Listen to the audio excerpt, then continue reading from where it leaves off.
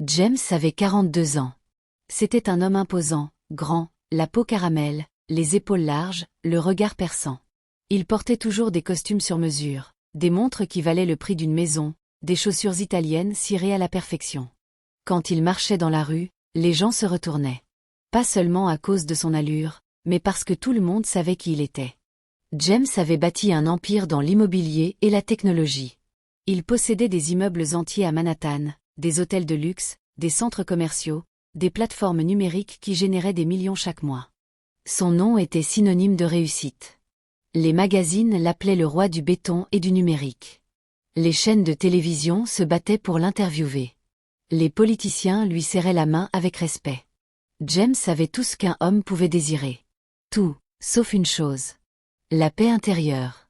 Parce que derrière cette façade de puissance, James était seul. Profondément seul. Il se réveillait chaque matin dans un appartement qui valait des dizaines de millions, avec une vue imprenable sur la skyline, et pourtant il se sentait vide. Il n'avait personne à qui parler vraiment. Les gens autour de lui voulaient tous quelque chose. Ses employés voulaient des promotions. Ses partenaires voulaient des contrats. Ses connaissances voulaient être vues à ses côtés. Personne ne lui demandait jamais comment il allait. Pas vraiment. Pas sincèrement. Et quand il rentrait le soir dans son pantouse silencieux, il s'asseyait dans le noir et se demandait si c'était ça, la réussite. Des milliards sur un compte en banque et un cœur qui bat dans le vide. Il avait une femme, oui. Elle s'appelait Victoria. Belle, élégante, toujours parfaitement coiffée, toujours parfaitement maquillée. Victoria était le genre de femme qui attirait tous les regards dans une pièce. Grande, mince, la peau caramel comme du miel, les yeux en amande, les lèvres pleines. Elle souriait tout le temps. Un sourire parfait, un sourire étudié, un sourire qui cachait des intentions que personne ne soupçonnait. Victoria avait épousé James il y a 8 ans. À l'époque, James n'était pas encore aussi riche. Il avait de l'argent, oui, mais pas un empire. C'est pendant leur mariage que tout avait explosé. Les contrats, les investissements, les acquisitions. James était devenu milliardaire. Et Victoria avait pris goût à cette vie. Les voyages en jet privé, les dîners dans les restaurants les plus exclusifs, les bijoux, les sacs à main qui coûtaient plus cher qu'une voiture. Victoria aimait l'argent de James. Mais Victoria n'aimait pas James. Elle ne l'avait probablement jamais aimé. Au début, elle avait joué le rôle de l'épouse parfaite. Attentionnée, douce, présente. Elle lui préparait le petit déjeuner le dimanche, elle l'accompagnait à ses événements professionnels avec un sourire radieux. Elle lui massait les épaules quand il rentrait fatigué. James se croyait chanceux. Il se disait qu'il avait trouvé la femme idéale, celle qui comprenait les exigences de sa vie, celle qui le soutenait dans ses ambitions. Ce qu'il ne savait pas, c'est que chaque geste de tendresse de Victoria était un investissement. Chaque sourire était un calcul. Chaque mot doux était une étape dans un plan à long terme dont James était la victime sans le savoir. Mais avec le temps, le masque avait glissé. Les conversations étaient devenues rares. Les regards tendres avaient disparu. Victoria passait ses journées dehors, elle rentrait tard, elle évitait les questions. James avait essayé de sauver leur mariage. Il avait proposé des vacances, des thérapies de couple, des soirées en amoureux. Mais Victoria avait toujours une excuse. Elle était fatiguée. Elle avait un rendez-vous. Elle ne se sentait pas bien. James avait fini par accepter cette distance. Il s'était dit que c'était peut-être comme ça dans tous les mariages après quelques années. Que la passion s'éteignait, que la routine prenait le dessus. Il ne savait pas que la réalité était bien pire que de la simple indifférence. Ce soir-là, c'était un vendredi de novembre. Il faisait froid. Le genre de froid qui vous mord le visage dès que vous sortez d'un bâtiment. James venait de finir une longue journée de travail. Des réunions interminables, des contrats à signer, des décisions à prendre. Il était épuisé. Son bureau se trouvait au 42e étage d'une tour moderne en plein cœur de Manhattan. Par la baie vitrée, on pouvait voir toute la ville illuminée. Des millions de lumières, des millions de vies, et parmi toutes ces vies, la sienne qui allait basculer dans les prochaines minutes. James a pris l'ascenseur avec ses 2 gardes du corps. Marcus et Derek. 2 hommes solides, entraînés, toujours en costume noir, toujours vigilants. Marcus était le plus ancien. Il travaillait pour James depuis 6 ans. Derek était plus jeune, plus nerveux, toujours la main près de sa ceinture. Ils ne parlaient pas beaucoup. Leur travail, c'était de protéger James, pas de faire la conversation. Et il le faisait bien.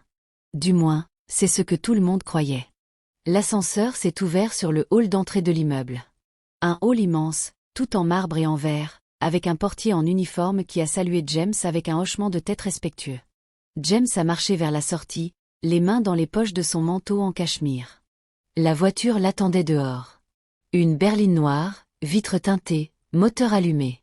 Le chauffeur, un homme discret du nom de Samuel, se tenait à côté de la portière arrière, prêt à l'ouvrir. James a fait 3 pas vers la voiture. 3 pas. Et c'est là que tout a changé. Une petite voix a percé le bruit de la rue. Une voix aiguë, essoufflée, désespérée. Une voix d'enfant. « Monsieur, ne montez pas dans la voiture. » James s'est arrêté net. Comme si quelqu'un avait appuyé sur un bouton pause. Tout son corps s'est figé.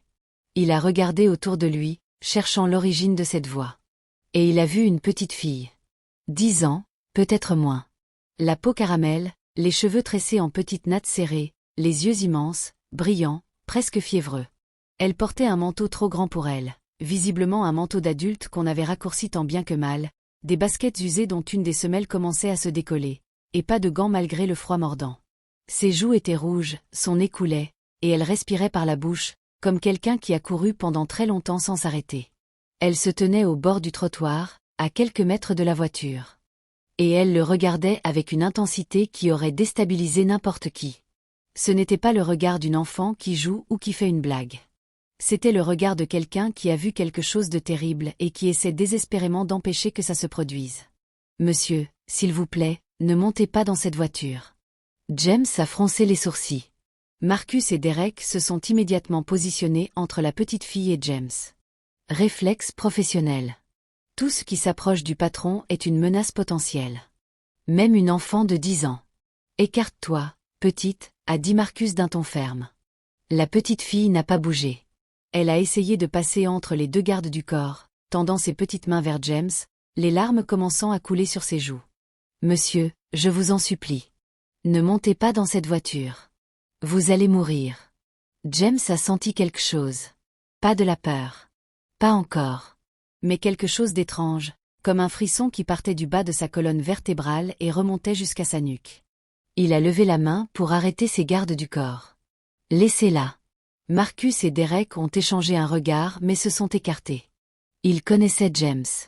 Quand il donnait un ordre, on obéissait. James s'est accroupi devant la petite fille. Il s'est mis à sa hauteur. Il a regardé ses yeux. Des yeux marron foncé, profonds, remplis de terreur. Cet enfant avait peur. Pas pour elle.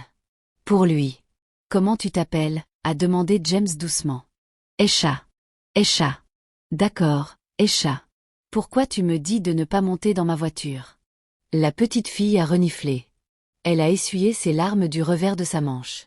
« J'ai fait un rêve. J'ai rêvé que vous montiez dans cette voiture. Et la voiture a explosé. Vous êtes mort. J'ai vu les flammes. J'ai entendu le bruit. Et après, j'ai vu votre corps. J'ai vu tout ça, monsieur. Et mes rêves ne se trompent jamais. » James est resté accroupi pendant quelques secondes sans rien dire. Son cerveau analysait la situation à toute vitesse. Une enfant de 10 ans qui débarque devant son immeuble en pleine nuit, qui crie qu'il ne faut pas monter dans une voiture parce qu'elle a fait un rêve. C'était absurde. Complètement absurde. N'importe quel homme rationnel aurait souri poliment, aurait tapoté la tête de l'enfant et serait monté dans sa voiture sans hésiter. Mais James n'était pas n'importe quel homme. James avait appris à écouter son instinct. C'est cet instinct qui lui avait permis de bâtir son empire. C'est cet instinct qui lui avait dit de ne pas signer certains contrats, de ne pas faire confiance à certaines personnes, de prendre des risques quand tout le monde lui disait de reculer. Et à cet instant précis, son instinct lui disait de croire cette petite fille. James s'est relevé. Il a regardé la voiture. La berline noire, moteur en marche, prête à partir. Il a regardé Samuel, le chauffeur, qui attendait patiemment. Il a regardé Marcus et Derek qui ne comprenaient pas ce qui se passait. « Personne ne monte dans cette voiture », a dit James. « Monsieur », a commencé Derek. « J'ai dit personne. Appelez une équipe technique. Je veux que cette voiture soit inspectée de fond en comble. Chaque centimètre carré. » Derek a sorti son téléphone. « Marcus a regardé la petite fille avec un mélange de suspicion et de curiosité. Samuel, le chauffeur, est devenu très pâle. Il a fait un pas en arrière, presque imperceptible. James a remarqué ce mouvement. Il l'a noté dans un coin de sa tête sans rien dire. L'équipe technique est arrivée 40 minutes plus tard. 2 experts en sécurité, des hommes que James employait pour vérifier ses propriétés, ses bureaux, ses véhicules. Ils avaient du matériel de détection, des scanners, des outils spécialisés. Pendant ces 40 minutes, James est resté dehors, dans le froid, avec la petite Esha à côté de lui. Il lui avait donné son écharpe en cachemire pour qu'elle ait moins froid. Elle l'avait enroulée autour de son cou avec un petit sourire timide. C'était probablement la chose la plus chère qu'elle avait jamais portée. Les techniciens ont ouvert le capot, vérifié le dessous du véhicule, inspecté l'intérieur. Au bout de 20 minutes, l'un d'eux s'est approché de James. Son visage était grave. « Monsieur, il y a un engin explosif sous le siège arrière. Un dispositif sophistiqué, relié au système d'allumage. Quand la voiture aurait roulé pendant environ 2 minutes, le dispositif se serait déclenché. L'explosion aurait été assez puissante pour détruire le véhicule et tuer tous les occupants. » Le monde de James s'est arrêté. Le bruit de la ville a disparu. Les klaxons, les sirènes, les voix des passants, tout est devenu silencieux. Comme si quelqu'un avait mis le monde entier en sourdine. Il a regardé la voiture. Cette voiture dans laquelle il s'apprêtait à monter. Cette voiture dans laquelle il aurait été assis à l'arrière, en train de vérifier ses messages sur son téléphone, sans se douter de rien. 2 minutes de route. C'est tout ce qu'il aurait fallu. 2 minutes, et puis le néant. Le feu, la fumée, le métal tordu, et son corps réduit en morceaux. Cette voiture aurait été son cercueil. Il a regardé Esha. La petite fille le regardait avec des yeux qui disaient « Je te l'avais dit ». Pas avec arrogance. Pas avec fierté. Avec soulagement. Un soulagement si profond qu'il faisait trembler ses petites lèvres. Parce qu'elle avait réussi. Elle avait couru dans le froid, elle avait affronté les gardes du corps, elle avait crié de toutes ses forces. Et elle l'avait sauvé. Une enfant de 10 ans avait sauvé un homme de 42 ans de la mort. Le monde ne tenait plus debout. Plus rien n'avait de sens. Et en même temps, tout avait un sens nouveau. James a senti ses jambes trembler. Lui, l'homme qui ne tremblait jamais, l'homme qui affrontait les requins de la finance sans cligner des yeux, l'homme que rien ne semblait pouvoir ébranler, il tremblait. Parce qu'il venait de comprendre que quelqu'un voulait le tuer. Pas le voler. Pas le ruiner. Le tuer. L'éliminer. Le faire disparaître de la surface de la terre. Qui? C'était la seule question qui tournait dans sa tête. Qui voulait sa mort? James a appelé la police. Les enquêteurs sont arrivés rapidement. La voiture a été sécurisée, l'engin explosif a été désamorcé, le périmètre a été bouclé. James a répondu à toutes les questions. Oui, il avait des ennemis. Quand on est aussi riche que lui, on a forcément des ennemis. Des concurrents jaloux, des partenaires déçus, des employés rancuniers. La liste était longue. Mais une bombe dans sa voiture, c'était un autre niveau. C'était personnel. C'était intime. Quelqu'un qui avait accès à sa voiture, à son garage, à son emploi du temps.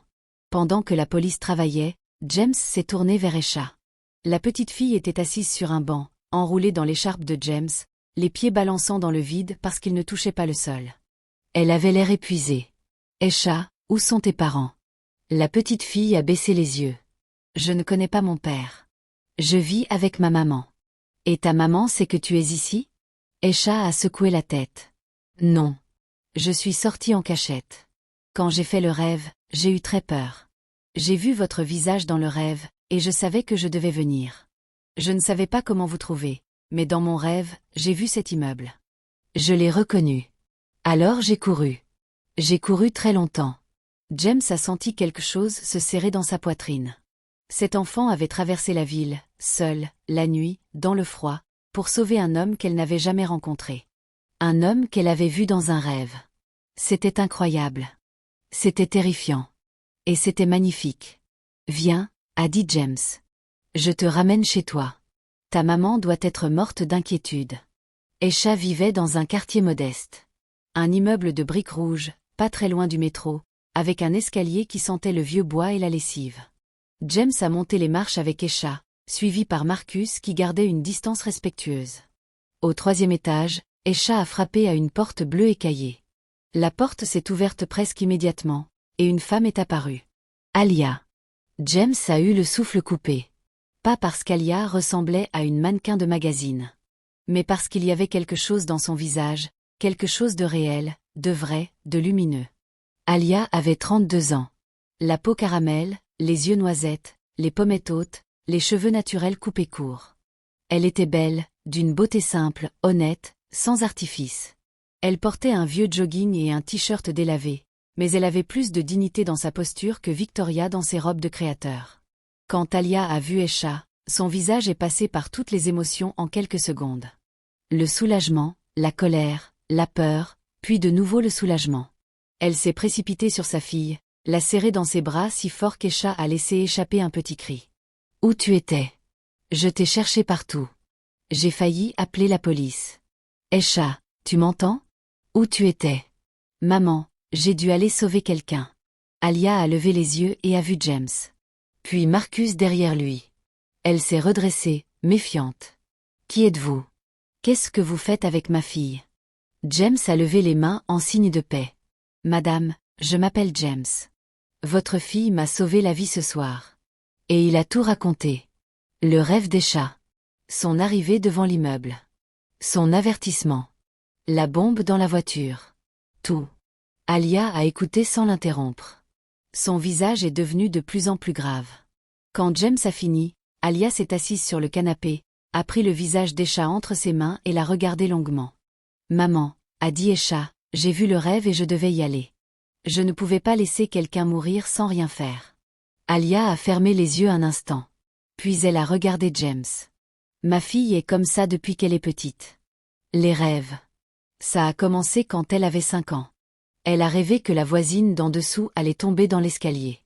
Le lendemain, la voisine est tombée et s'est cassé la hanche. Esha a rêvé qu'il y aurait un incendie dans l'immeuble d'à côté. 3 jours plus tard, un incendie s'est déclaré dans la cuisine du 2e étage. Elle a rêvé que son professeur à l'école allait avoir un accident de voiture. La semaine suivante, le professeur a eu un accident sur l'autoroute. À chaque fois, elle voit des choses avant qu'elles n'arrivent. Et à chaque fois, ce qu'elle voit se réalise. Alia a pris une profonde inspiration. Je ne sais pas si c'est un don ou une malédiction. Parfois, elle se réveille en pleurant au milieu de la nuit. Parfois, elle refuse d'aller à l'école parce qu'elle a vu quelque chose de terrible. C'est lourd pour une enfant. Très lourd. Et je ne sais pas comment l'aider. James a regardé Esha. La petite fille était assise sur une chaise, les pieds toujours dans le vide, son écharpe en cachemire toujours autour du cou. Elle avait l'air si petite, si fragile, et pourtant si forte. C'est un don, a dit James avec conviction.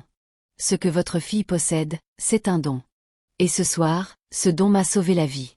Sans Esha, je serais mort. Littéralement mort. Alors croyez-moi quand je vous dis que ce n'est pas une malédiction. C'est quelque chose de précieux. Et votre fille est extraordinaire.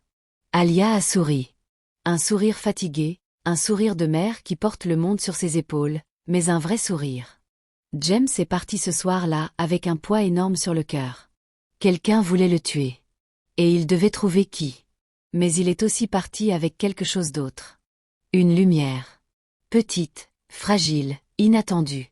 La lumière d'une petite fille qui avait le courage de traverser une ville entière pour sauver un inconnu. Et la lumière d'une femme qui élevait cet enfant toute seule, avec dignité, avec amour, avec une force silencieuse qui forçait le respect. Les jours suivants ont été les plus difficiles de la vie de James. La police enquêtait, mais James savait que les enquêtes officielles prennent du temps. Trop de temps. Il a engagé son propre enquêteur privé. Un homme du nom de Raymond. Ancien agent fédéral, discret, méthodique, redoutable.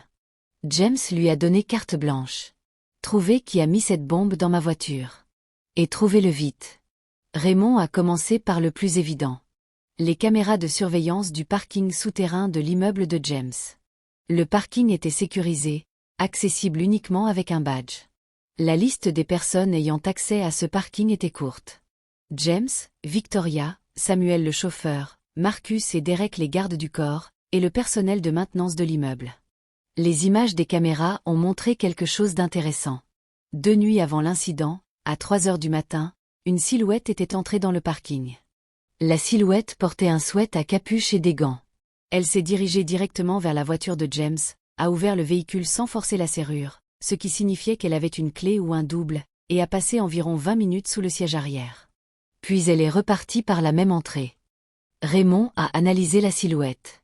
La taille, la corpulence, la démarche. Ce n'était pas un professionnel. La personne était nerveuse, elle regardait sans cesse par-dessus son épaule. Et il y avait un détail. À un moment, en passant sous une caméra, la capuche a légèrement glissé. Juste une fraction de seconde. Mais suffisamment pour que Raymond puisse apercevoir quelque chose. Une boucle d'oreille. Une boucle d'oreille distinctive, en forme de serpent, avec un petit diamant en guise d'œil. Raymond a montré l'image à James. James a senti son sang se glacer. Il connaissait cette boucle d'oreille. Il l'avait lui-même offerte. À Victoria. James a refusé d'y croire au début. C'était impossible. Sa femme. Sa propre femme. Oui, leur mariage était froid. Oui, ils ne s'aimaient plus. Mais de là à vouloir le tuer. C'était un pas que son esprit refusait de franchir. Mais Raymond était méthodique. Il ne s'arrêtait pas aux émotions. Il suivait les faits. Et les faits étaient accablants. Raymond a découvert que Victoria avait consulté un avocat spécialisé en succession 2 mois avant l'incident. Pas un avocat de divorce. Un avocat de succession. Elle voulait savoir ce qui se passerait si James mourait. Qui hériterait de quoi? Comment l'entreprise serait redistribuée? L'avocat avait confirmé que Victoria, en tant qu'épouse, recevrait la majorité des parts de l'entreprise et de la fortune personnelle de James, à condition qu'il n'y ait pas de testament contraire. Et James n'avait pas de testament. Il n'y avait jamais pensé. À 42 ans, on ne pense pas à la mort. On pense à la vie. On pense aux prochains projets, aux prochaines acquisitions, aux prochains défis. La mort, c'est pour plus tard. Sauf quand quelqu'un décide que votre plus tard, c'est maintenant. Raymond a aussi découvert que Victoria entretenait une relation avec un autre homme. Un homme du nom de Nathaniel. Nathaniel était architecte, beau, charmant, et complètement sous l'emprise de Victoria. Raymond avait des photos, des messages, des relevés de cartes de crédit montrant des dîners à deux, des nuits dans des hôtels, des cadeaux coûteux. La liaison durait depuis au moins 1 an. Et dans certains messages, Victoria et Nathaniel parlaient de l'avenir. Un avenir sans James. Un avenir où Victoria serait à la tête de l'empire de James, avec Nathaniel à ses côtés. James a lu ces messages dans le bureau de Raymond. Il les a lus un par un, lentement, sans expression sur le visage. Chaque mot était comme un coup de poignard. Pas parce qu'il aimait encore Victoria. Ce sentiment avait disparu depuis longtemps. Mais parce que la trahison était totale. Absolue. La femme avec qui il partageait sa vie, la femme à qui il faisait confiance, la femme qui l'avait enrichi, protégé, élevé au sommet de la société, cette femme voulait le tuer pour son argent. C'était d'une cruauté qui dépassait tout ce qu'il avait pu imaginer. Mais James était un homme d'affaires. Et un bon homme d'affaires ne réagit pas sous le coup de l'émotion. Il planifie. Il stratège. Il attend le bon moment pour frapper. James a demandé à Raymond de continuer l'enquête. Il voulait plus de preuves. Des preuves irréfutables. Des preuves qui enverraient Victoria en prison pour très longtemps. En attendant, il devait continuer à vivre sous le même toit qu'elle.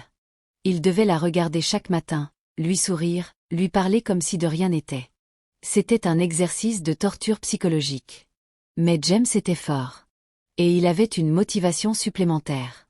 Une motivation qui portait le nom d'une petite fille de 10 ans. Esha. James avait promis de revenir voir Esha et sa mère. Et il avait tenu sa promesse. Le surlendemain de l'incident, il s'est rendu dans le quartier modeste où vivaient Alia et Esha. Il n'est pas venu avec sa berline de luxe. Il a pris un taxi ordinaire. Il ne voulait pas attirer l'attention. Il ne voulait pas mettre Alia mal à l'aise. Alia a ouvert la porte, surprise de le revoir. Elle portait une tenue simple, un jean et un pull bleu, mais elle était encore plus belle que dans son souvenir. Il y avait quelque chose dans ses yeux, une chaleur, une profondeur, que James n'avait jamais vue chez Victoria. « J'espère que je ne vous dérange pas », a dit James. « Non, entrez. Esha sera contente de vous voir. » Esha était dans sa chambre, en train de dessiner. Quand elle a vu James, son visage s'est illuminé. Elle a couru vers lui et lui a sauté dans les bras. James l'a attrapé, surpris par cet élan d'affection. Il n'avait pas d'enfant. Il n'avait jamais tenu un enfant comme ça. Et il a ressenti quelque chose de nouveau. Quelque chose de chaud, de bon, de réconfortant. Un sentiment qu'il ne pouvait pas nommer mais qui ressemblait à ce que les gens appellent la tendresse paternelle. « Monsieur James, vous êtes revenu. Vous allez bien? Personne ne vous a fait de mal. » « Je vais bien, Esha. Grâce à toi.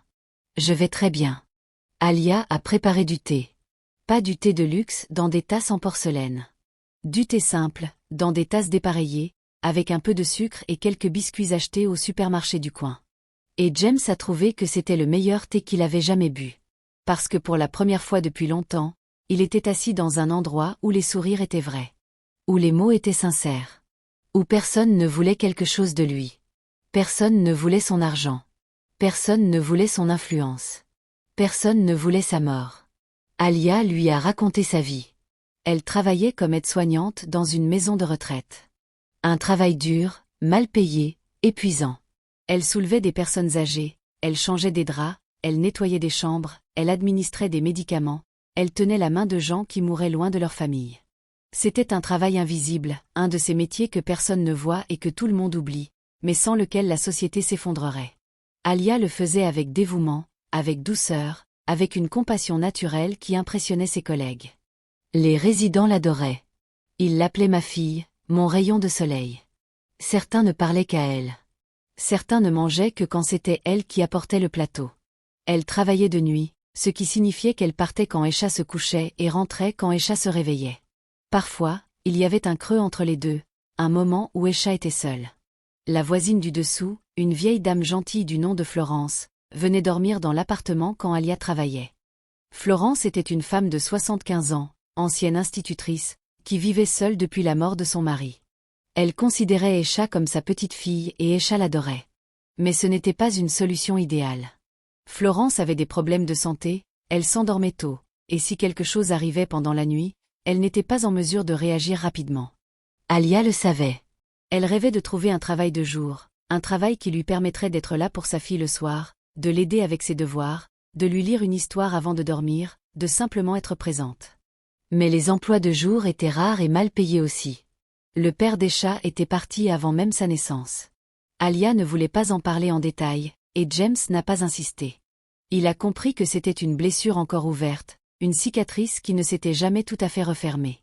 Tout ce qu'Alia avait dit, c'est qu'elle l'avait aimé sincèrement, qu'elle lui avait tout donné, et qu'il était parti un matin en disant qu'il n'était pas prêt pour la paternité. 9 mois plus tard, Esha était née. Et Alia s'était retrouvée seule face au monde avec un bébé dans les bras et rien d'autre que sa détermination pour avancer.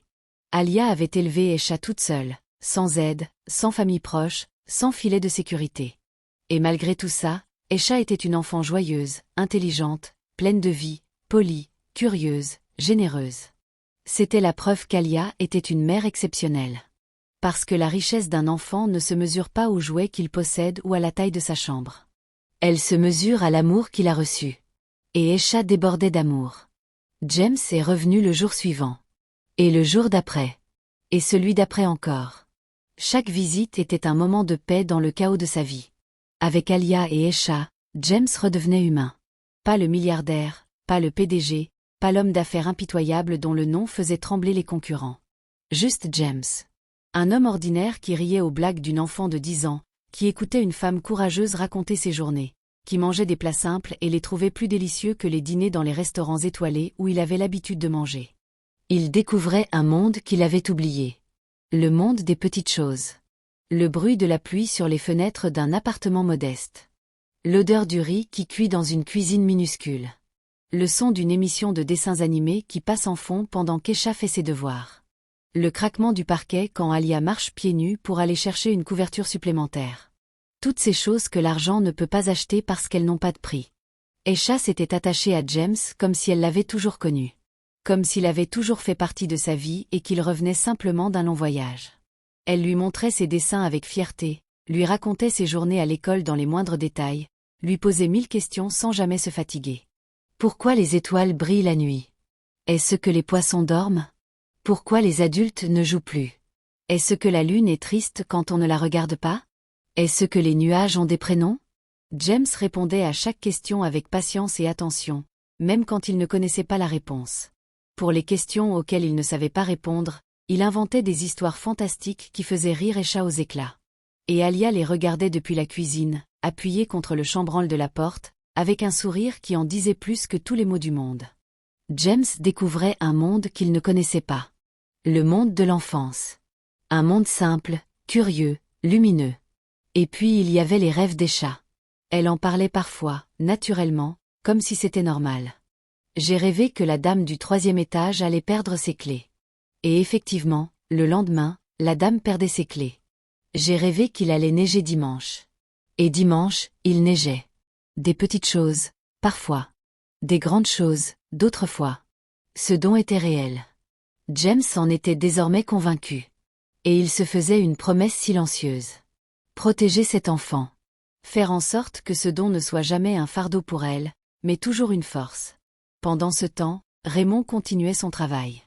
L'enquête avançait méthodiquement. Raymond avait réussi à identifier le fournisseur de l'explosif utilisé dans la voiture de James. Un homme connu dans certains milieux souterrains, un spécialiste en dispositifs artisanaux. Raymond l'avait retrouvé et l'avait fait parler. Pas par la violence. Par l'argent. L'homme avait confirmé avoir fabriqué et installé le dispositif. Et il avait donné un nom. Pas celui de Victoria directement. Mais celui de Nathaniel. C'est Nathaniel qui l'avait contacté, qui l'avait payé, qui lui avait donné les clés de la voiture et les codes d'accès au parking. Mais l'homme avait ajouté quelque chose. Ce n'est pas Nathaniel qui a eu l'idée. Quelqu'un d'autre tire les ficelles. Une femme. Il ne m'a pas donné son nom, mais il en avait peur. Très peur. La boucle se refermait. Nathaniel était l'exécutant. Victoria était le cerveau. James a reçu cette information comme un deuxième coup de poignard. Le premier, c'était de savoir que Victoria voulait le tuer. Le deuxième, c'était de comprendre à quel point elle avait planifié ça froidement. Ce n'était pas un geste impulsif, un moment de folie. C'était une opération calculée, méthodique, avec des intermédiaires, du matériel spécialisé, un plan d'exécution précis. Victoria avait réfléchi à chaque détail. Elle avait choisi le bon moment, le vendredi soir, quand James était fatigué et moins vigilant. Elle avait choisi le bon dispositif, un engin qui ne se déclenchait pas immédiatement mais après 2 minutes de route, pour que l'explosion se produise loin de l'immeuble et brouille les pistes. Elle avait même pensé à utiliser Nathaniel comme intermédiaire pour ne jamais être directement lié au fournisseur de l'explosif. C'était un plan de professionnel. Un plan sans âme. James a passé une nuit blanche après avoir appris tout ça. Il est resté assis dans son bureau, dans le noir, à regarder par la fenêtre. La ville ne dormait jamais. Des millions de lumières, des millions de vies. Et quelque part dans cette ville, sa femme dormait paisiblement, rêvant peut-être de la fortune qu'elle hériterait bientôt. James a serré les poings. Pas de colère. De détermination. Il allait la faire tomber. Mais il allait le faire intelligemment. À sa manière. Comme il avait toujours tout fait dans sa vie. Raymond avait assez de preuves pour aller voir la police. Mais James voulait plus. Il voulait un aveu. Il voulait que Victoria se trahisse elle-même. Et pour ça, il avait un plan. James a organisé un dîner. Un dîner intime, à la maison, avec Victoria. Il a commandé les plats préférés de sa femme, du saumon grillé avec une sauce au citron, des légumes rôtis, un gâteau au chocolat pour le dessert. Il a mis de la musique douce, des morceaux de jazz qu'ils écoutaient au début de leur relation, quand tout semblait encore possible. Il a allumé des bougies, disposé des fleurs fraîches sur la table, sorti la vaisselle en porcelaine qu'il n'utilisait plus jamais. Il avait tout préparé comme une mise en scène. Parce que c'est exactement ce que c'était. Une mise en scène. Un piège. Sauf que cette fois, c'était Victoria qui était la cible. Victoria est rentrée ce soir-là et elle a trouvé l'appartement transformé. Elle s'est arrêtée sur le seuil du salon, surprise. Ses yeux ont balayé la pièce, les bougies, les fleurs, la table dressée pour deux. Puis elle a regardé James, qui se tenait debout dans son plus beau costume, un verre de vin à la main, le sourire aux lèvres.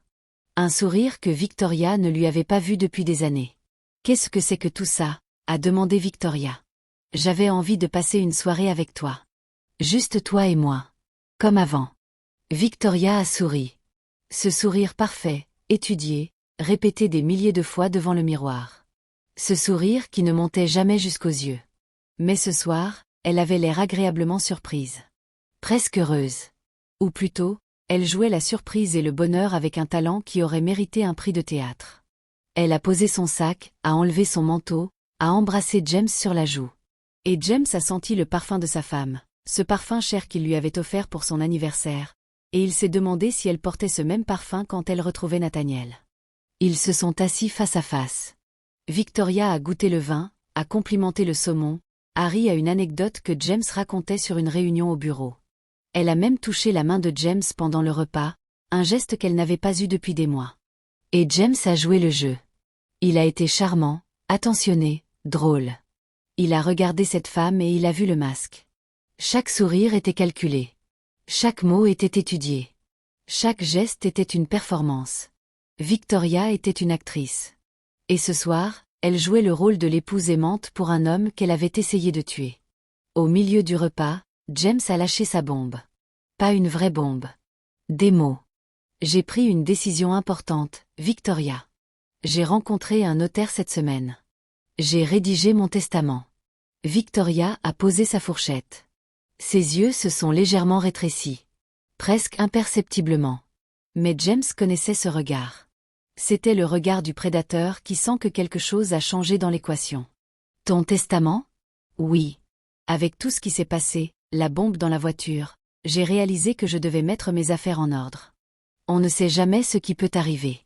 Et qu'est-ce que dit ce testament? James a souri. L'essentiel de ma fortune et de mes parts dans l'entreprise iront à une fondation caritative.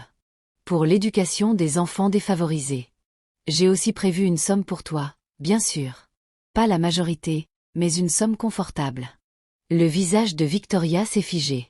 Pendant une fraction de seconde seulement, James a vu la rage. Pure, brûlante, incontrôlable. Puis le masque est revenu, aussi vite qu'il était tombé. C'est très généreux de ta part, James.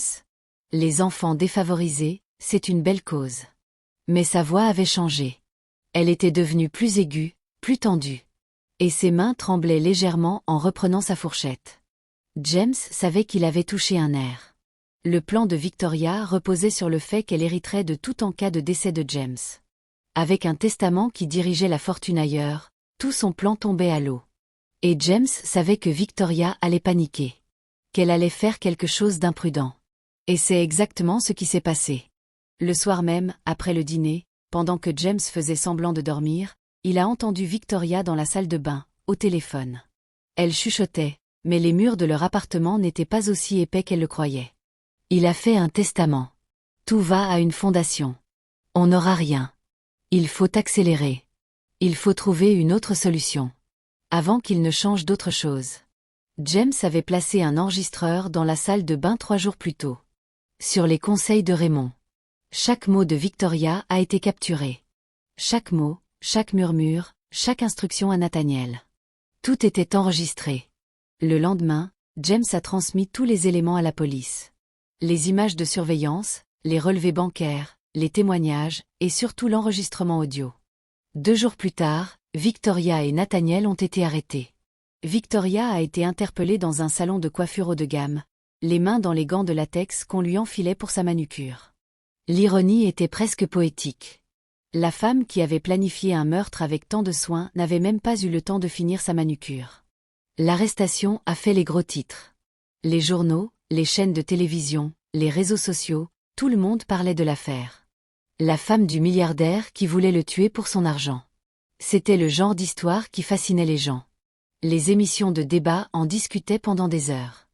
Les experts en criminologie analysaient le profil de Victoria.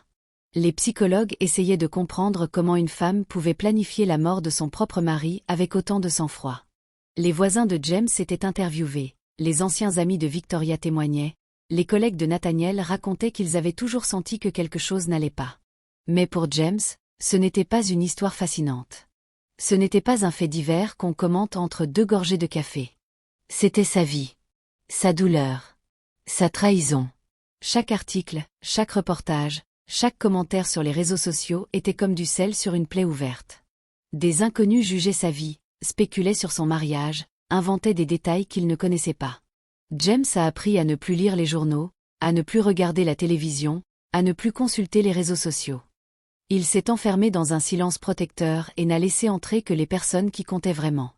Victoria a été inculpée de tentative de meurtre, de complot et d'association de malfaiteurs. Nathaniel aussi. Lors de son interrogatoire, Victoria n'a montré aucun remords. Elle a regardé les enquêteurs avec un calme glacial et a dit une seule phrase avant de demander son avocat. Il ne méritait pas tout cet argent. Personne ne mérite autant d'argent. C'était sa justification. Sa raison. Pas la jalousie, pas la haine, pas la folie. La cupidité pure. Victoria estimait que l'argent de James devait lui revenir. Point final. Et elle était prête à tuer pour ça. James a demandé le divorce immédiatement. Avec les preuves d'infidélité et la tentative de meurtre, la procédure a été rapide. Le juge n'a eu aucune hésitation. Victoria n'a rien obtenu. Pas un centime. Pas une part. Rien. Elle est partie comme elle était arrivée. Les mains vides. Sauf que cette fois, elle partait en prison. Pendant toute cette période, James a continué à voir Alia et Esha. Elles étaient devenues son refuge. Son point d'ancrage dans la tempête. Quand tout s'effondrait autour de lui, quand les médias le harcelaient, quand les nuits étaient longues et les pensées sombres, il pensait à Esha et son sourire lumineux. Il pensait à Alia et sa force tranquille. Alia avait suivi l'affaire dans les journaux. Elle n'avait rien dit à James. Elle ne lui avait pas posé de questions. Elle ne l'avait pas jugé. Elle lui avait simplement ouvert sa porte, lui avait servi du thé, et lui avait laissé le silence quand il en avait besoin, et la conversation quand il en avait envie. C'est ça, la vraie présence. Pas les mots creux, pas les faux réconforts. Juste être là. Simplement être là. Un soir, James était assis sur le vieux canapé d'Alia, Esha endormie contre son épaule, sa petite tête posée contre son bras. Alia était assise en face de lui, les jambes repliées sous elle, une tasse de thé entre les mains. La lumière de la lampe créait des ombres douces sur son visage. Elle était d'une beauté à couper le souffle. Pas la beauté froide et calculée de Victoria. Une beauté vivante, chaleureuse, authentique. James l'a regardée et il a senti son cœur faire quelque chose qu'il n'avait pas fait depuis très longtemps. Son cœur s'est ouvert. Pas d'un coup, pas violemment. Doucement. Comme une fleur qui s'ouvre au soleil du matin. James tombait amoureux. Et pour la première fois de sa vie, c'était réel. Mais James ne voulait pas précipiter les choses. Il venait de sortir d'un mariage cauchemardesque. Il ne voulait pas projeter sur Alia des émotions qui n'étaient peut-être que le reflet de sa solitude. Et surtout, il ne voulait pas qu'Alia pense qu'il cherchait à acheter son affection. Alia était une femme fière. Elle ne demandait rien. Elle n'avait jamais demandé quoi que ce soit à James. Pas d'argent, pas de cadeaux, pas de faveurs. Et c'est précisément cette fierté qui rendait James fou d'admiration. Les semaines ont passé. James venait presque tous les jours. Il aidait Esha avec ses devoirs. Il découvrait qu'elle était brillante à l'école, surtout en mathématiques et en arts plastiques. Ses dessins étaient remarquables pour une enfant de son âge. Des dessins pleins de couleurs, de mouvements, de vie. James a fait encadrer l'un de ses dessins et l'a accroché dans son bureau. Un dessin qui représentait 3 personnes sous un arc-en-ciel. Quand James avait demandé à Esha qui étaient les 3 personnes, elle avait répondu avec un grand sourire. « C'est toi, maman et moi. » James avait dû détourner le regard pour qu'Esha ne voie pas ses yeux briller. Il a aussi commencé à aider Alia discrètement. Pas avec de l'argent directement. Il savait qu'elle refuserait. Il la connaissait assez pour savoir que si jamais il posait une liasse de billets sur la table de sa cuisine, elle le regarderait avec cette fierté silencieuse qui la caractérisait et elle lui dirait non merci, nous n'avons besoin de rien. Alia ne voulait pas être sauvée. Elle ne voulait pas être entretenue. Elle voulait se battre avec ses propres armes, gagner sa vie par son propre travail, offrir à sa fille une vie construite par ses propres mains. Et James respectait ça profondément. Parce que c'est cette dignité qui faisait d'Alia la femme qu'elle était. Mais il a trouvé des moyens détournés, des chemins discrets pour alléger son fardeau sans blesser sa fierté.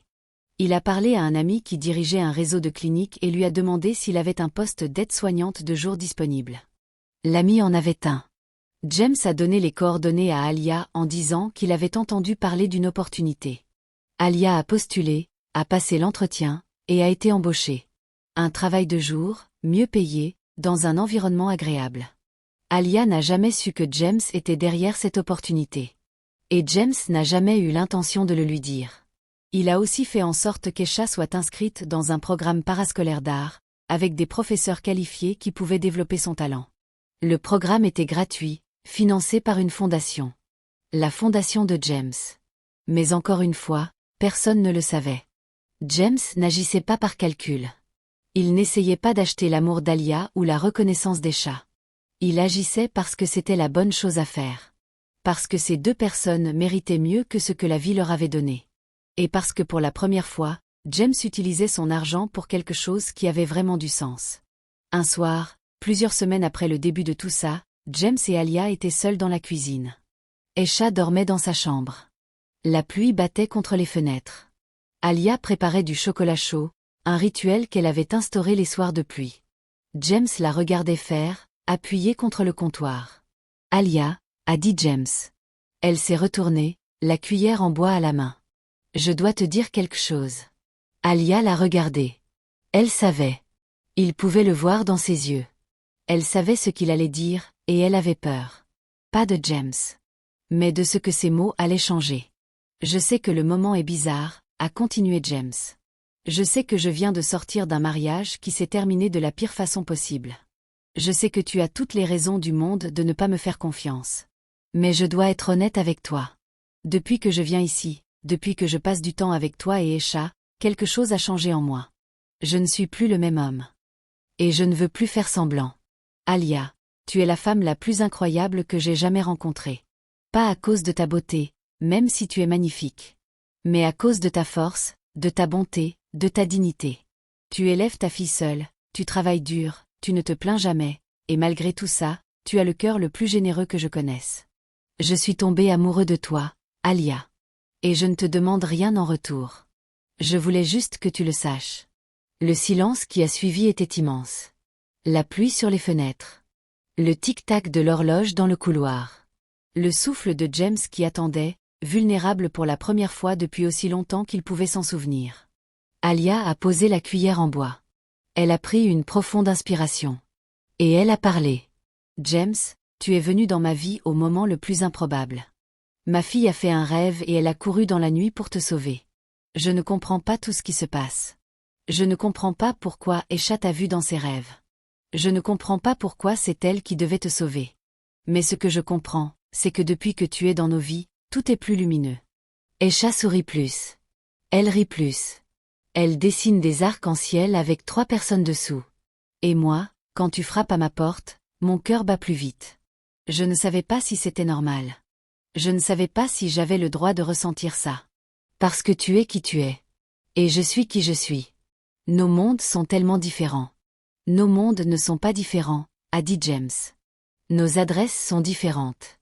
Nos comptes en banque sont différents. Mais nos cœurs parlent le même langage. Et c'est tout ce qui compte. Alia a souri. Ce sourire qui illuminait toute la pièce. Et elle a dit 3 mots que James n'espérait même plus entendre dans sa vie. Moi aussi, James.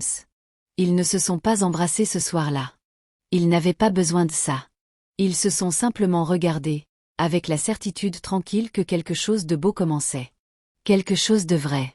Quelque chose qui n'avait rien à voir avec l'argent, le pouvoir ou les apparences. Quelque chose de pur. Les mois qui ont suivi ont été les plus beaux de la vie de James. Il a continué à voir Alia et Esha régulièrement, mais maintenant, c'était différent. Il y avait de la tendresse dans leurs gestes, de la complicité dans leurs regards, de l'amour dans l'air. Les petites choses étaient devenues les plus grandes. Un frôlement de main en se passant une tasse de thé. Un regard qui durait une seconde de trop et qui faisait battre les cœurs. Un éclat de rire partagé devant une bêtise d'Esha. Chaque moment était précieux parce que chaque moment était vrai. Esha avait compris ce qui se passait entre sa mère et James bien avant qu'ils ne s'en rendent compte eux-mêmes. Les enfants sont comme ça. Ils voient ce que les adultes essaient de cacher.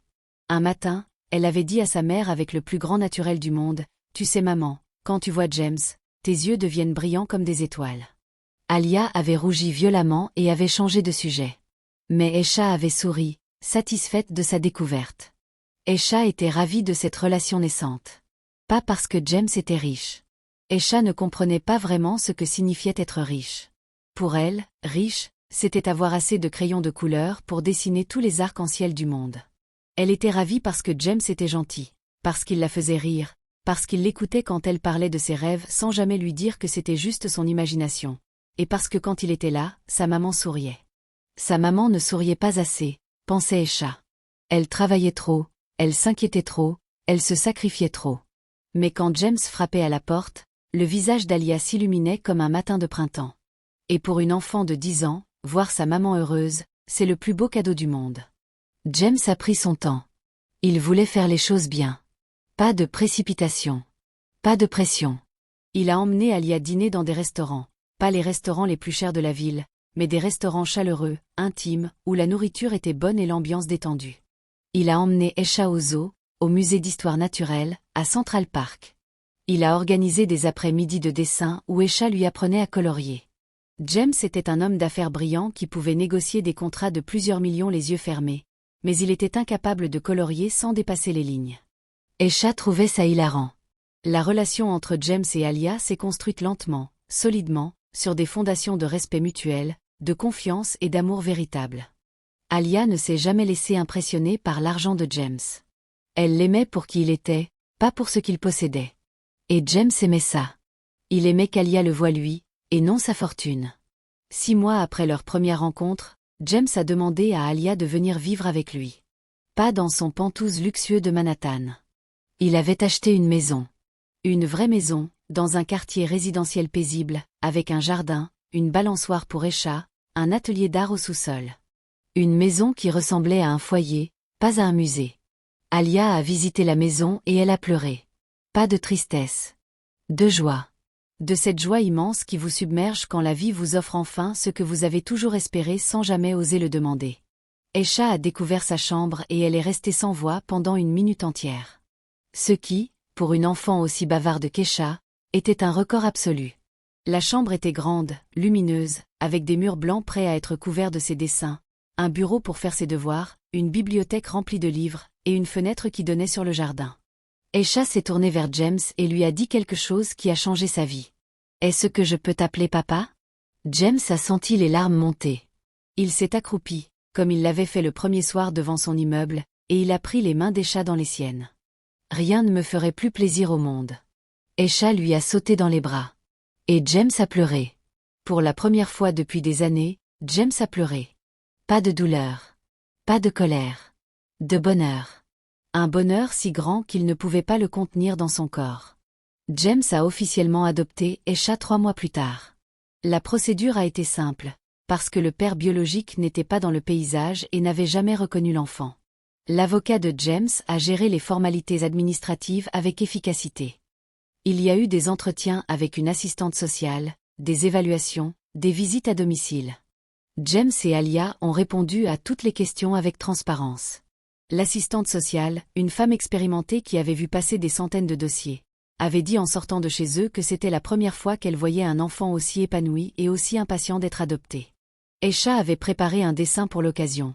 Un dessin qui montrait une maison avec un grand cœur sur le toit et 3 personnes devant la porte. En dessous, elle avait écrit en grosses lettres colorées « Ma famille ». Le jour de l'adoption, au tribunal, James portait son plus beau costume, celui qu'il réservait pour les occasions les plus importantes de sa vie. Alia portait une robe qu'elle avait choisie elle-même dans une boutique du quartier, une robe simple mais élégante qui mettait en valeur sa beauté naturelle. Et Esha portait une robe blanche avec des fleurs brodées qu'elle avait dessinées elle-même sur le tissu avec des marqueurs textiles. Chaque fleur était différente, chaque couleur était vive, et l'ensemble était magnifique dans son imperfection. Parce que c'est ça, la beauté véritable. Pas la perfection. L'authenticité. Le juge a lu les documents, a posé quelques questions, a regardé cette famille avec un sourire bienveillant.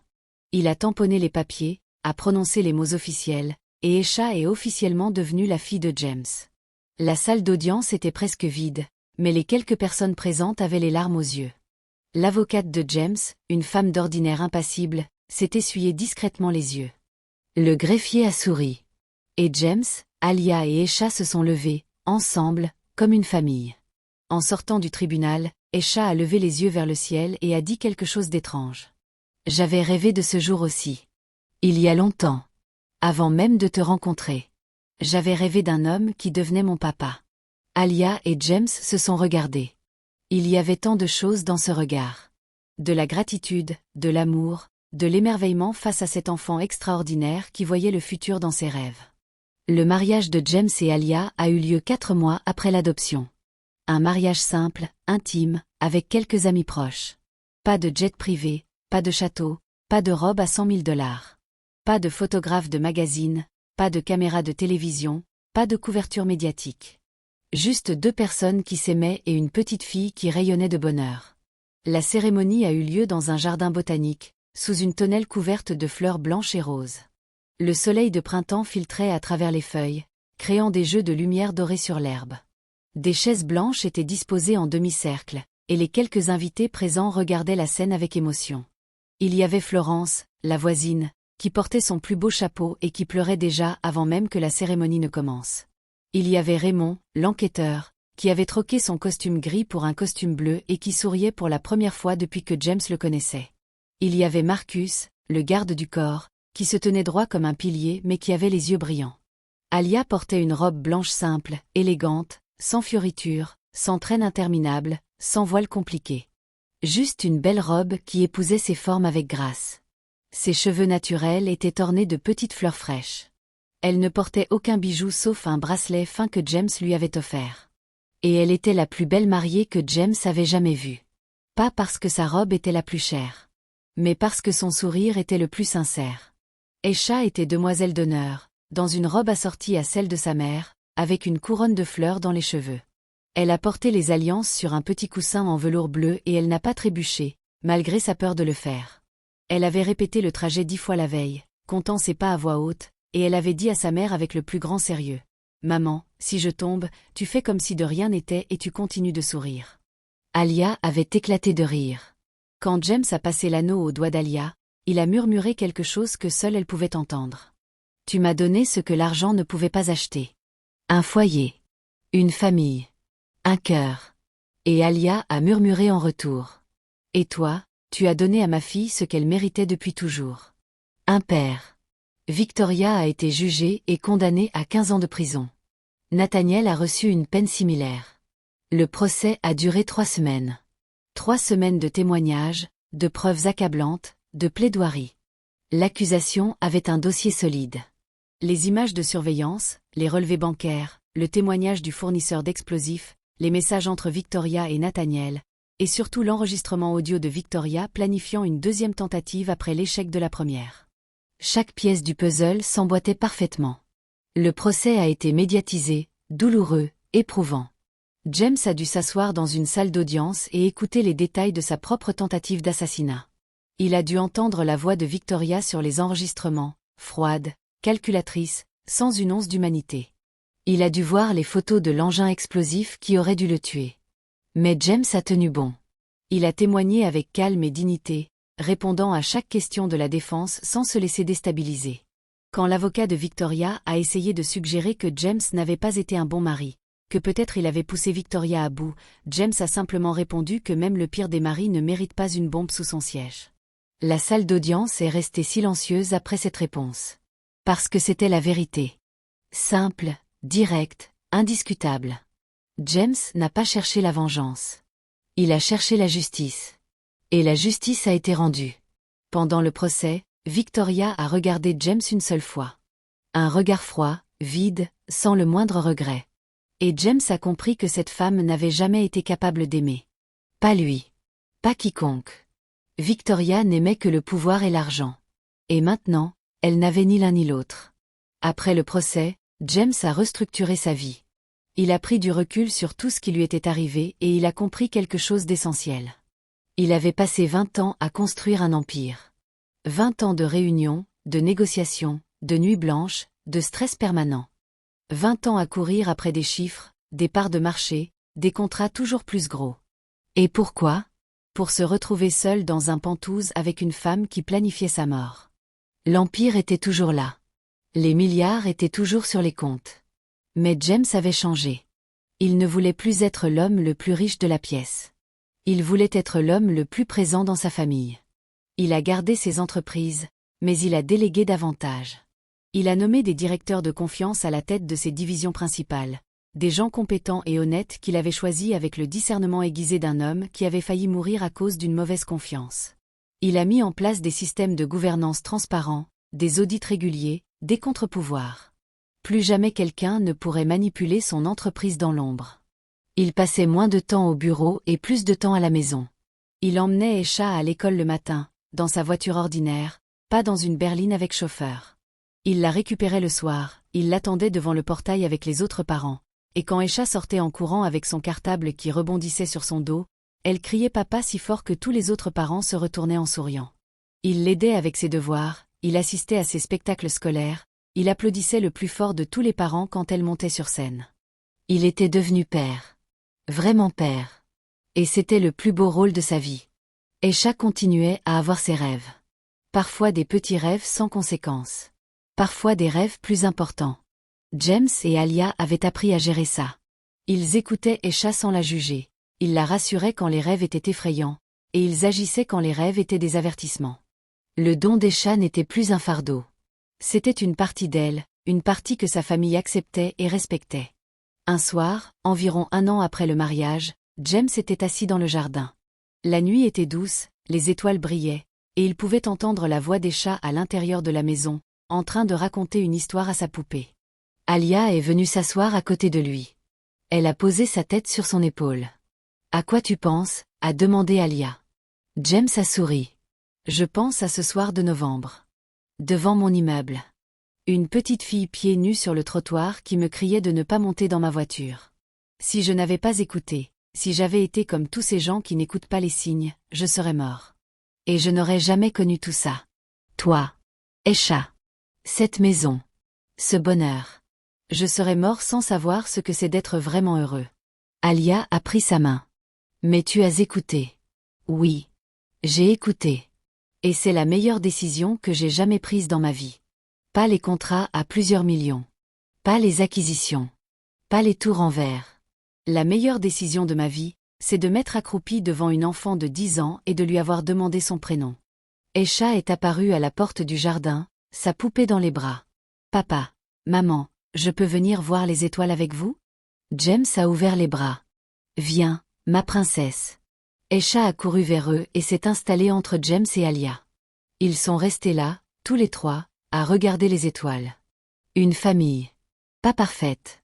Pas conventionnelle. Mais vraie. Profondément, magnifiquement, indiscutablement vraie. Maintenant, je vais vous donner mon analyse personnelle de cette histoire. Parce que cette histoire, elle n'est pas juste une histoire. C'est une leçon. Plusieurs leçons, en fait. Et je crois que chacun d'entre nous peut trouver quelque chose qui lui parle dans ce récit. La première leçon, c'est que le danger ne porte pas toujours le visage d'un ennemi. Parfois, le danger dort à côté de vous. Il partage votre lit, il mange à votre table, il connaît vos habitudes, vos faiblesses, vos peurs. Victoria était belle, élégante, souriante. Elle jouait le rôle de l'épouse parfaite avec une maestria qui aurait trompé n'importe qui. Et derrière ce masque impeccable, elle planifiait un meurtre avec la même méthodologie qu'on planifie un voyage de vacances. Ça nous rappelle que les apparences ne sont rien. Ce qui compte, c'est ce que les gens font quand personne ne regarde. Les vrais visages se révèlent dans l'ombre, pas sous les projecteurs. Faites attention à ceux qui sont trop parfaits. La perfection est souvent un costume qui cache quelque chose de laid. La deuxième leçon, c'est la puissance de l'instinct. James avait toutes les raisons rationnelles de ne pas croire Esha. Une enfant de 10 ans qui débarque devant son immeuble en pleine nuit, essoufflée, les larmes aux yeux, avec une histoire de rêve prémonitoire. Soyons honnêtes, n'importe quel homme d'affaires pragmatique aurait souri poliment, aurait tapoté la tête de cet enfant avec condescendance et serait monté dans sa voiture sans hésiter. Et cet homme pragmatique serait mort 2 minutes plus tard. Mais James a choisi d'écouter son instinct. Cet instinct qui lui avait permis de bâtir un empire, qui lui avait fait refuser des contrats quand tout le monde lui disait de signer, qui lui avait fait quitter des pièces et annuler des rendez-vous qui semblaient parfaits sur le papier. À cet instant précis, dans le froid de novembre, son instinct lui a dit que cette petite fille disait la vérité. Il ne savait pas pourquoi. Il ne savait pas comment. Mais il le sentait dans chaque fibre de son corps. Combien de fois dans nos propres vies avons-nous ignoré notre instinct par peur de paraître ridicule, par peur du jugement des autres, par peur de sortir des sentiers battus? L'instinct est un cadeau que nous portons tous en nous. Il faut apprendre à l'écouter, même quand la logique nous dit le contraire. La troisième leçon, c'est la valeur de la simplicité. James avait tout l'argent du monde. Des voitures de luxe, des appartements somptueux, des montres qui valaient des fortunes. Il pouvait acheter n'importe quoi, aller n'importe où, obtenir n'importe quoi d'un claquement de doigts. Mais le bonheur, il ne l'a pas trouvé dans ses tours de verre ni dans ses comptes en banque. Il l'a trouvé dans un appartement modeste au 3e étage d'un immeuble en briques, avec du thé dans des tasses dépareillées et des biscuits du supermarché du coin. Il l'a trouvé dans le rire cristallin d'une enfant qui lui dessinait des arcs-en-ciel, dans le sourire fatigué mais sincère d'une femme qui n'avait rien à lui offrir sauf la chose la plus précieuse au monde, son cœur. L'argent peut acheter le confort, les voyages, les vêtements, les maisons. Mais il ne peut pas acheter la chaleur d'un foyer. Il ne peut pas acheter le regard d'un enfant qui vous appelle papa pour la première fois. Il ne peut pas acheter cette sensation d'appartenir quelque part, d'être attendu, d'être aimé pour ce que vous êtes et non pour ce que vous possédez. Et c'est cette chaleur humaine qui fait la différence entre exister et vivre. James existait depuis 42 ans. Mais il n'a commencé à vivre que le soir où une petite fille lui a crié de ne pas monter dans sa voiture. La 4e leçon, c'est le courage des chats. Une enfant de 10 ans qui traverse une ville la nuit, seule, dans le froid, sans gants, avec des baskets usées, pour sauver un homme qu'elle n'a jamais rencontré. Un homme qu'elle a vu dans un rêve. Pensez-y un instant. Vraiment. Arrêtez de lire et pensez-y. Combien d'adultes auraient fait la même chose? Combien d'entre nous, adultes forts et courageux, auraient eu le courage de sortir de chez eux en pleine nuit pour aller prévenir un inconnu d'un danger dont la seule preuve est un rêve? La plupart d'entre nous auraient hésité. La plupart d'entre nous auraient trouvé des excuses. C'est juste un rêve, ce n'est pas réel, je ne connais pas cet homme, ce n'est pas mon problème. Mais Aisha n'a pas hésité. Pas une seule seconde. Elle a enfilé ses baskets usées, elle a mis le manteau trop grand de sa mère, et elle a couru. Elle a couru parce qu'une vie était en jeu et qu'elle ne pouvait pas rester sans rien faire. Aisha nous enseigne que le courage n'a pas d'âge, pas de taille, pas de compte en banque. Et que parfois, les plus petits d'entre nous portent les plus grands actes de bravoure. Et la dernière leçon, c'est que la vie a un plan. Même quand tout semble chaotique, même quand la trahison nous frappe, même quand le sol se dérobe sous nos pieds, il y a un chemin. Un chemin qu'on ne voit pas toujours, mais qui nous mène là où on doit être. James devait perdre Victoria pour trouver Alia. Il devait frôler la mort pour comprendre la vraie valeur de la vie. Il devait rencontrer Aisha pour découvrir ce que signifie être père. Chaque épreuve nous prépare à une bénédiction. Chaque douleur est le prix d'une joie à venir. Il faut juste avoir la patience d'attendre et la foi de continuer à marcher. Même quand la route est sombre. Même quand les jambes sont lourdes. Même quand on a l'impression que le monde entier est contre nous. Il faut continuer. Parce qu'au bout du chemin, il y a quelqu'un qui nous attend. Quelqu'un qu'on ne connaît pas encore. Quelqu'un qui changera tout. Pour James, cette personne, c'était une petite fille de 10 ans aux pieds nus sur un trottoir froid. Et elle a tout changé. Voilà, c'était mon analyse. Maintenant, c'est à vous. Je veux vous entendre. Dites-moi ce que vous pensez de cette histoire. Quel personnage vous a le plus touché? Est-ce que c'est James, l'homme qui a eu le courage d'écouter une enfant quand tout le monde l'aurait ignoré? Est-ce que c'est Aisha, cette petite fille aux dons extraordinaires qui a traversé la ville en pleine nuit pour sauver un inconnu? Est-ce que c'est Alia, cette mère seule qui a élevé sa fille avec dignité et amour malgré toutes les difficultés? Ou est-ce que c'est Victoria, cette femme qui vous a mis en colère et qui vous rappelle que le mal peut se cacher derrière le plus beau des sourires? Quelle leçon résonne le plus avec votre propre vie? Est-ce que vous avez déjà ignoré votre instinct et regretté? Est-ce que vous avez déjà trouvé le bonheur là où vous ne l'attendiez pas? Est-ce que vous croyez aux rêves prémonitoires comme ceux d'Aisha? Racontez-moi vos propres expériences. Chaque histoire mérite d'être entendue, et la vôtre aussi. Écrivez-moi tout ça dans les commentaires, je lis chaque message et je vous réponds. Et n'oubliez pas de vous abonner si ce n'est pas encore fait, de liker cette vidéo pour qu'elle puisse toucher encore plus de personnes, et de la partager avec quelqu'un qui a besoin de l'entendre aujourd'hui. Partagez-la avec cette personne qui traverse une épreuve et qui a besoin de croire que le meilleur est devant elle. On se retrouve très bientôt pour une nouvelle histoire. Prenez soin de vous et de ceux que vous aimez. La vie est courte, mais l'amour est éternel.